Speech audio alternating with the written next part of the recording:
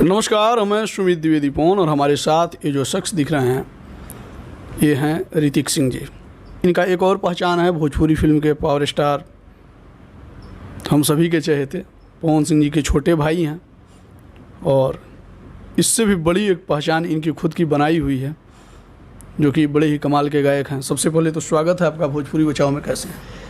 जितने भी भोजपुरी बचाओ चैनल के माध्यम से जितने लोग भी मुझे देख रहे हैं सबको पहले मेरा प्रणाम है और आपको भी प्रणाम है, स्वागत है। सदा आनंद रहिए और ऐसे ही मुस्कुराते रहिए और खूब बड़ा बड़ा काम और कारनामा करते रहिए। ऋतिक सिंह जी, एक सबसे पहला सवाल आपसे ये होगा कि भैया के आप भाई हैं, यानी कि पावर स्टार पवन सिंह जी के भाई हैं, इसका मतलब कितना फ़ायदा है आपको? ये हमारे लिए सौभाग्य है और जीवन में इससे ज़्यादा और खुशी मुझे कुछ नहीं हो सकती है कि मैं उनका छोटा भाई हूँ। जी जी। और इस चीज़ से मैं अपने आप को प्राउड फील करता हूँ कि मैं उनका छोटा भाई हूँ। और क्या कहना है। बरगद के इर्द गिर्द कोई दूसरा पेड़ पौधा नहीं पनपता है, लेकिन भोजपुरी इंडस्ट्री में मतलब मान लीजिए कि पावर स्टार पवन सिंह जी जैसा मतलब बरगद, और उन्हीं के घर में ठीक ना एक और छोटा बरगद यानी कि ऋतिक सिंह, और एक आपसे भी छोटे भाई हैं सतीश जी। आप लोग बड़ा कमाल के गाते हैं, मतलब ऐसा नहीं लगता है भैया को सुनिए, आपको सुनिए, सतीश को सुनिए, तो मतलब ये नहीं लगता है कि मैं किसी और को सुनी इन तीनों के बाद। मतलब अगर ऑप्शन दिया जाए, option A B C D, तो C तक तो आप लोगों का बुक रहेगा, D का मैं जानता नहीं हूँ। इतना मतलब हुनरमंद होने के बाद अपने आप को इस इंडस्ट्री में आप कहाँ देख रहे हैं? ये बाबा मैं बता दूं कि जितना आप बोलें जी, अभी इस चीज़ का मेरे पास कोई जवाब नहीं है। और सौभाग्य है ये हम तीनों भाइयों का कि हमारे भगवान रूपी ऑडियंस इतना प्यार देते हैं और अपने गोद में बैठा के अपने बच्चे की तरह इतना प्यार देकर और इस जगह पे हम लोग तीनों भाइयों को लेके जा रहे हैं और प्यार मिलता रहा है, तो क्या कहना है। और इस चीज़ में सबसे योगदान और जो भी मैं आज कुछ गा रहा हूँ हमारे गुरु बड़े पापा हमारे श्री अजीत सिंह उन्हीं को जाता है, जो हम लोग तीनों भाई थोड़ा बहुत गा लेते हैं आप लोगों के आशीर्वाद से। अब तीनों भाई उन्हीं को श्रेय देते हैं। हाँ।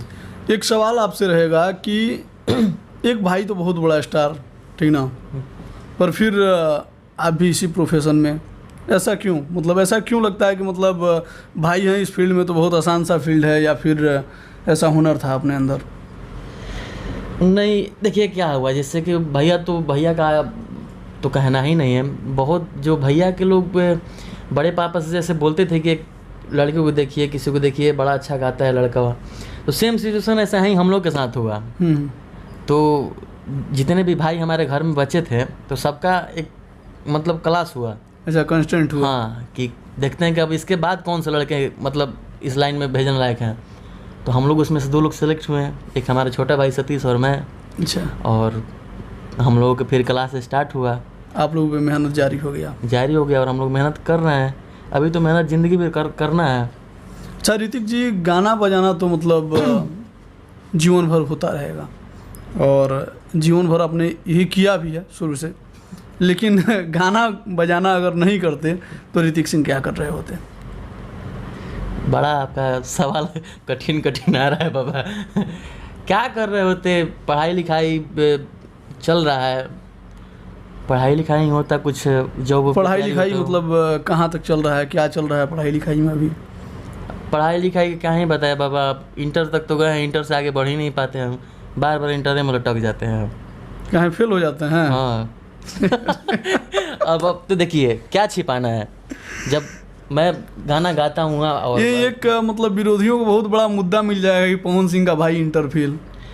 देखिए मुझे नहीं लगता है कि हाँ मैं नहीं पढ़ पाया, नहीं पढ़ने में मन लगा जाता, इस लाइन में रुचि है तो कोई बहुत बड़ी चीज़ नहीं कि उसको छिपा लें। और छिपाना क्या है, फेल हूँ तो फेल हूँ, नहीं पढ़ पाए। मतलब सच्चाई हर कोई बताता नहीं है, लेकिन आप सच्चाई बोलने से मतलब डरते नहीं डरते हैं, जो सच है वो सच है।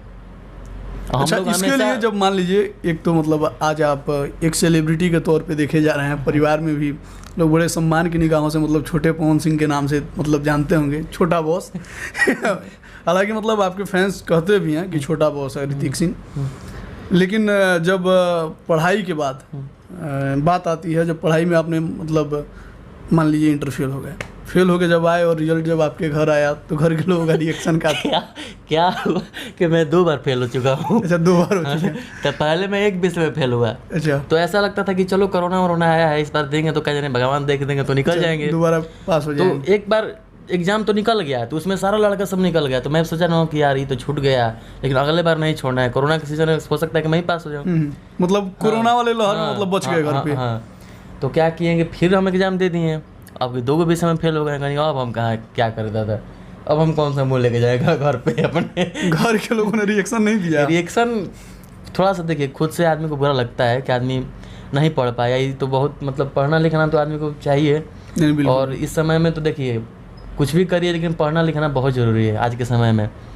तो ऐसा भी नहीं है कि अगर नहीं पढ़े लिखे हैं तो हम बुर्बक हैं, समझदारी तो है। देखिए सबसे बड़ी चीज़ ये है, ठीक है, कि आप पढ़ाई करें या ना करें, इंसान को किताब पढ़ने आए या ना आए, लेकिन इंसान पढ़ना आना चाहिए। बिल्कुल, जो कि आप में कूट के भरा हुआ है। किसी भी व्यक्ति को कैसे सम्मान देना है, किसी भी व्यक्ति के साथ कैसे पेश आना है, अपने से छोटे से कैसे बात करना है, बड़ों से कैसे बात करना है, बराबरी के लोगों से कैसे बात करना है। तो बाबा जिस मैं फैमिली से बिलोंग करता हूँ तो संस्कार तो कूट के होना ही होना है। बिल्कुल, और संस्कार ये आजीवन होता रहेगा, हर किसी का सम्मान आदर करना हम लोग कभी नहीं छोड़ेंगे। अब थोड़ा तीखे सवाल की तरफ बढ़ते हैं। अच्छा, फैंस ये जो था ना कि मतलब अभी इसका बेस मतलब बनाया जा रहा था, मतलब ये भूमिका था जी, लोगों का कहना है कि जो ऋतिक सिंह है, मतलब फैंस का कहना है कि मतलब बड़ा घमंडी मतलब अपने आप को मतलब प्रतीत होता है, अपने आप को दिखाता है। कुछ लोग मतलब बोलते हैं, सभी फैंस नहीं बोलते हैं, कि बड़ा घमंडी आदमी है। सच्चाई इसमें क्या है? घमंडी तो मैं खुद से कैसे बोलूँगा, मैं घमंडी नहीं हूँ बाबा, आप तो मेरे को जानते हैं अच्छे से। बिल्कुल, हम तो देख रहे हैं, और हम लोग साथ में हैं आज 3 दिन से। कुछ भाइयों ऐसे नाराज़ हो जाते हैं, कमेंट में पढ़ता हूँ, तो आप देख ही रहे हैं कि जब से आप आए हैं तब से मेरा काम देख रहे हैं। अपना भी काम है, कुछ भैया का भी काम होता है, तो अब घर के छोटे बच्चे हैं तो भाई काम तो होना ही है, प्रेशर तो होना ही है। इस बीच में मैं किसी से बात नहीं कर पाया, किसी को कमेंट का रिप्लाई नहीं कर पाया, तो कुछ भाइयों मेरा नाराज़ हो जाते हैं। तो ऐसा बिल्कुल भी नहीं है, मैं दोनों हाथ जोड़ के क्षमा चाहता हूँ कि मैं बिल्कुल भी घमंडी नहीं हूँ। मैं आप सबका छोटा भाई हूँ और आप सबका प्यार आशीर्वाद को मुझे बहुत ज़रूरत है।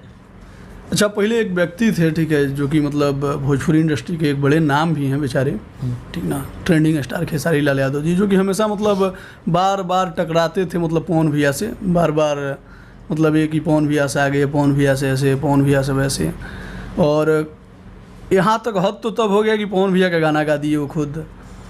उसके बाद अब देख रहे हैं कि अब पवन भैया को छोड़ के अब उनके टारगेट आप हो चुके हैं। आप भी नहीं, आपका छोटा वाला भाई सतीश हो गया। इस पे क्या कहना चाहेंगे? देखिए बाबा, अभी मैंने अपने पेज पे पोस्ट भी डाला था, एक मेरा छोटा भाई गाना आया था, और सहीना लड़की की डिमांड होला, जिला आरा का लड़का ब्रांड होला। तो देखिए, हम आपसे पहले भी बोले हैं और आप अच्छे से जानते हैं कि सच्चाई बोलने में क्या जाती है। अगर मेरा छोटा भाई है, अगर वो गलत है तो गलत है, सही है तो सही कहने में क्या जाता है। बिल्कुल। सबसे पहले गाना उसी का आया था, ये कोई गाना वायरल नहीं है। कोई अगर हमको दिखा दे कि ये वायरल गाना है तो अपने आप को गलत साबित करके और अपने पेज पे पोस्ट कर दूंगा कि आप गलत हैं। ये कहीं का वायरल मैटर नहीं था। इस गाने को लिखे थे हमारे बहुत ही अच्छे भाई सूरज सिंह नाम है, आरा कहीं है। तो उनसे मैंने कल फ़ोन पे भी बात किया कि भाई ये वायरल मैटर है क्या? तो नहीं भैया, मैंने खुद से इस गाने को लिखा है। उसके बाद ये गाना मैंने काफ़ी सारे लोगों ने गाया, तो मैंने बोला कि लोगों से तो कोई प्रॉब्लम नहीं है, क्योंकि देखिए एक छोटे कलाकार अगर छोटे कलाकार के गाना गा के अगर वो आगे बढ़ता है तो उसमें खुशी है। लेकिन अगर कोई बड़ा स्टार अगर छोटे कलाकार का गाना गा दे, ये हमारे लिए बहुत दुख की बात है। जी।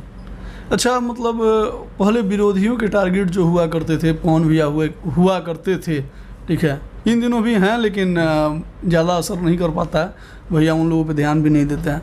लेकिन उनके साथ साथ मतलब विरोधियों के निशाने पे मतलब बड़ा मतलब तगड़े तरीके से आप हैं, कैसे झेल पा रहे हैं ये सब? देखिए, झेलना क्या है, देखिए हम हमेशा सच बोलते हैं और सच बोलते रहूँगा, मुझे कोई फ़र्क नहीं पड़ता है।